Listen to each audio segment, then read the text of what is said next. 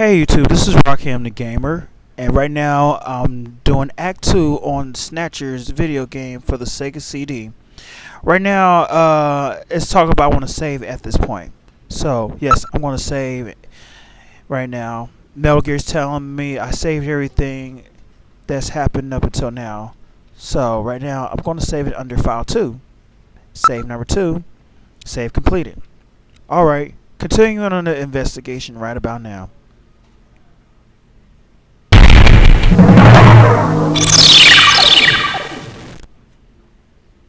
Now that's creepy. Okay, back at the Junker headquarters.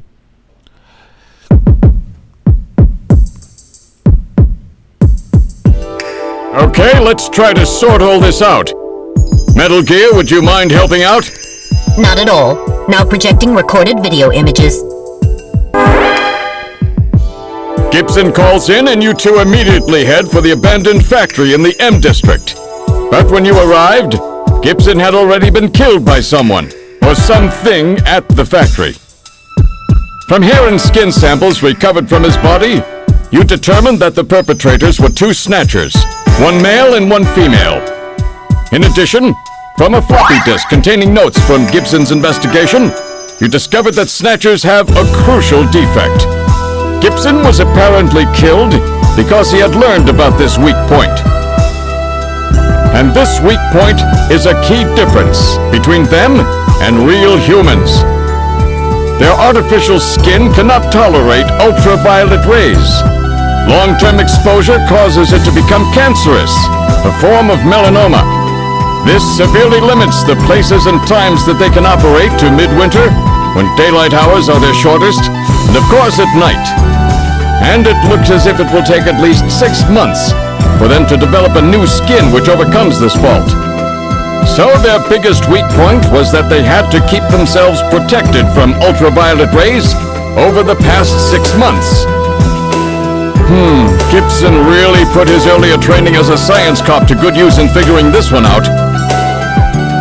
And that's why they use plenty of sunscreen, even in the middle of the winter. As a result of this, it becomes clear that there is one thing they must have to continue their survival. And that is medical facilities, where they can treat artificial skin which has become cancerous. And it appears that Gibson may have located a hospital used for this very purpose. In an effort to determine where Gibson had been investigating, you analyzed his stomach contents, found buffalo meat, and headed to the only place in the city that serves it, Outer Heaven.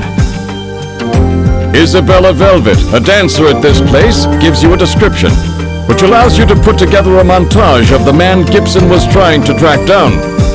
You then ran this montage through the city's data bank, using Jordan. And that gave you two suspects, Ivan Rodriguez and Freddie Nielsen. But from the condition of Ivan's skin, you determined that there was no possibility he could be a Snatcher. There was no evidence at all of melanoma. But as he was in possession of liquid sky, you turned him over to narcotics. Following that, a search of Freddie Nielsen's home turned up large quantities of sunscreen. Nielsen's wife, Lisa Nielsen, turns out to be a Snatcher, and you dispose of her. And you confirm that the skin cells found under Gibson's nails were from Lisa. Freddie Nielsen also turns out to be a Snatcher, and you dispose of him as well.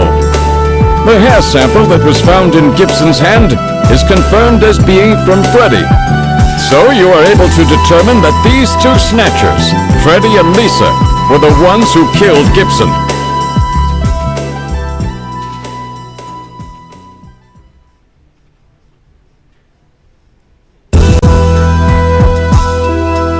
But then we have a problem.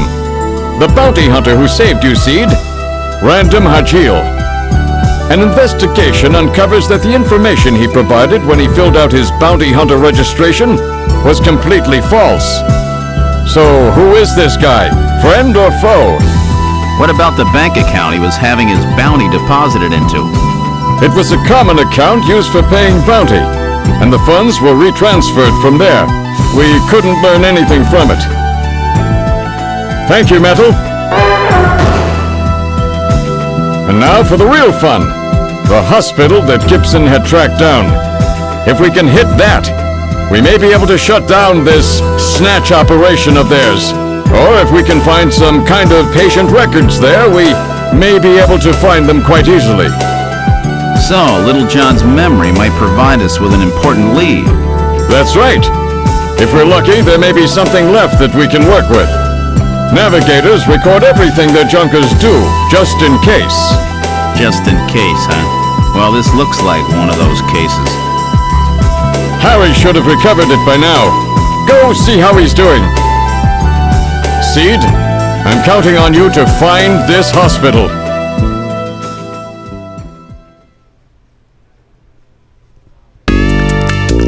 Okay, the briefing is over. Now it's time to go see Harry. So right now, I am about to go talk to Harry. But at this moment, take a move at the engineering room and speak to Harry at this moment. This is the engineering room. About time you got here, Gillian. I've got Little John's memory all ready for you. Well, we able to get anything from it? Just relax. I'll put it on the monitor for you now. I'm afraid it was almost completely destroyed beyond recovery. Those Snatchers, they sure do a thorough job. What do you mean? Wasn't there anything left? Like I said, just relax. I was able to get one video image out of it.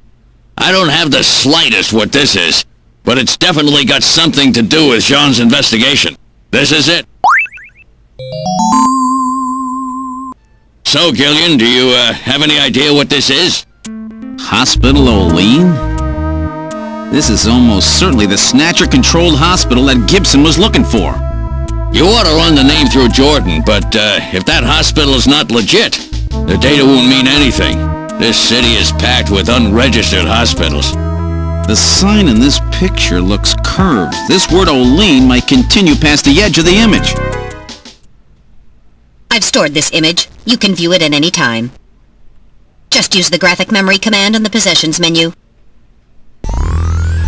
Okay, right now I'm about to take a break, so I will make